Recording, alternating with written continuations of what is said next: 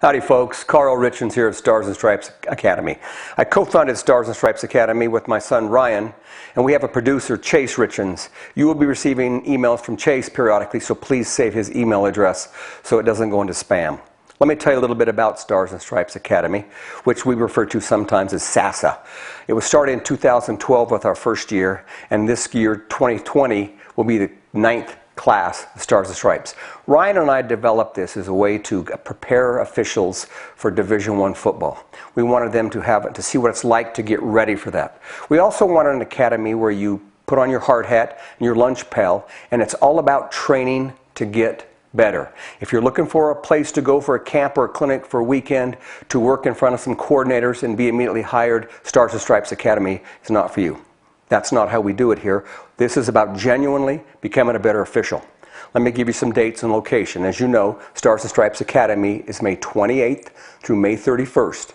It will be held in Salt Lake City, Utah, at the Salt Lake Airport Doubletree Inn, which is out by the airport. A lot more information will be forthcoming. I'm just letting you know now so you'll be expecting a link where you can make your reservations. Please don't call yet to make your reservations. We will send that information to you.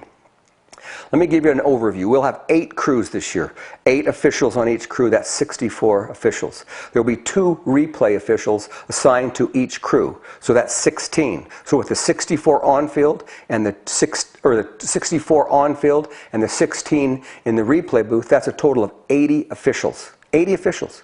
We've had 127 registrations to be on-field officials, 21 to be replay officials. We've had 20 people put in request referee. We've had 34 requests to be a line of scrimmage official. We've had 19 requests to be a center judge, 33 to be a deep official, 19 back judges, and again, 13 officials who have just said, I don't want to be on field, I want to be a non-field for whatever reason. They're not ready, or they just want to observe the SASA experience, as we call it. As a matter of interest, we have 46 officials who have registered from California. We have 25 who have registered from Texas. How far east do we go? We have a registration from New York.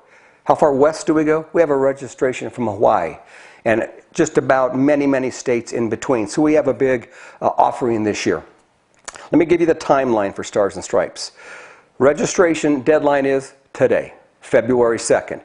So you're receiving this because you've registered this email with this video. If you know someone who hasn't registered who wants to attend, they need by the end of the day. Now, registration does not close for non-field officials. But if they want to be considered for on-field, we have to know by today. Then on Monday, tomorrow, I will start sending out surveys and questionnaires to all of the coordinators whose names you've submitted, along with trusted Division I officials that we know in all of the areas. We want their information, feedback, evaluation of you. That helps us determine whether or not we want to put you on the field or a non-field. We want to know where they feel you stand in your journey on college football officiating. Those come back, we review those. Ryan, Chase, and I will review all of that information. We will make a determination on who we feel is ready to be on field and who's to be in the replay booth. We will release that information, our findings, at noon on February 14th. Yes, that's Valentine's Day. By accident, we did that, not by design. We will let you know on our website, and you will also receive an email from Chase. So be looking for that. Now, if you received notice that you're in on-field position, two dates. You have 48 hours to reply back to us that you accept that position, meaning you will accept to pay $1,500 before the start of the academy, and that you're available between May 28th and May 31st. We need that deposit, $750 minimum, sent to us by way of Venmo prior to February 21st. That's only a week later. But we need that to see that you are financially invested in Stars and Stripes. Also, we have expenses that we have to pay to the semi-pro teams, deposits to the schools, deposit on equipment.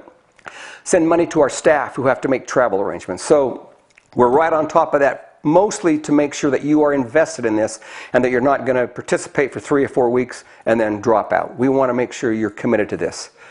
Then on February 26th, after everybody's replied, we take all of the on-field and we have a crew draft.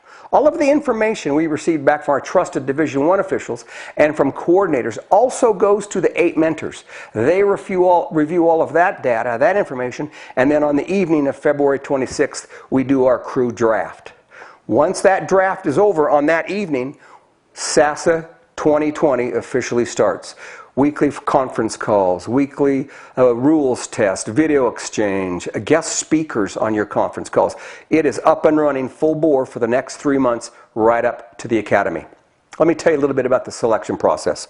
We get this information back from coordinators and Division I officials, and we look at a couple things, years of experience.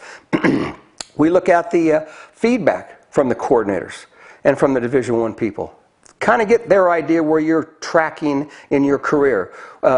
We will look at whether or not you've attended Stars and Stripes Academy in the past. That's certainly not a deal breaker and it's not a big deal, but we like to at least track that to see if you've experienced the SASA experience before. And finally, if you've worked just high school, maybe 1 year of college, JC ball, you're most likely going to be a non-field participant.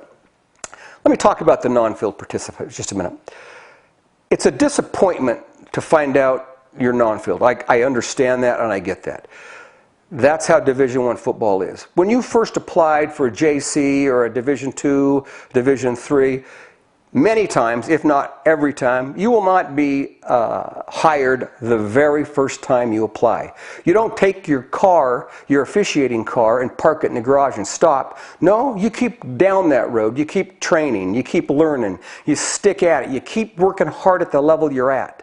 Well, that's what we would hope that you would do with Stars and Stripes, a non-field position. It doesn't mean you're not good enough. It doesn't mean you're second class. It just means that we haven't got you ready yet where we think right now for an on-field position. What are the benefits of a non-field official? Well, you get to participate in all of the 3 months leading up to the academy, all the conference calls and all of that information, all of that business. When you come to the academy, you're with your crew. Position breakout meetings, you're in all of those meetings. And all of the video review that we do on Sunday, you're part of that. The only difference is 2 things. One, you don't go on the field when it's time for the games on Saturday. You'll have an O2O. You'll listen to the traffic with the officials on the field, and you'll be there with a mentor taking notes and absorbing the experience. Number 2, it's only $750 to be a non-field participant.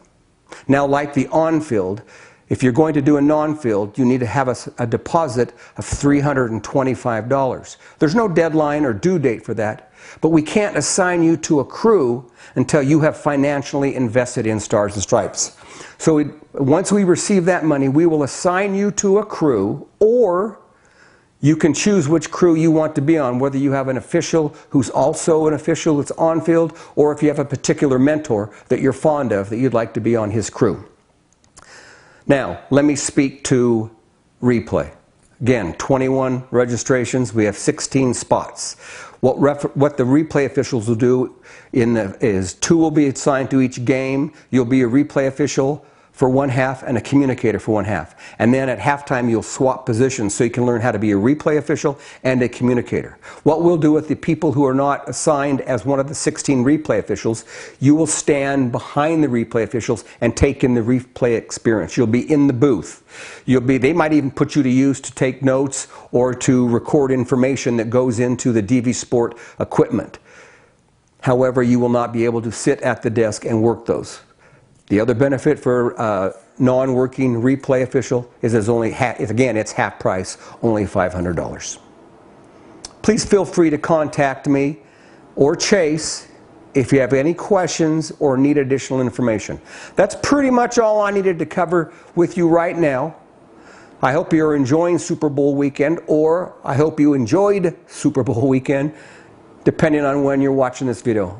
I'm telling you, things start ramping up from here. We hope that you are excited to come to Stars and Stripes like we are excited to put it on. And one last word, if you get a non-field position, don't poo-poo it. It is the best bang for your buck.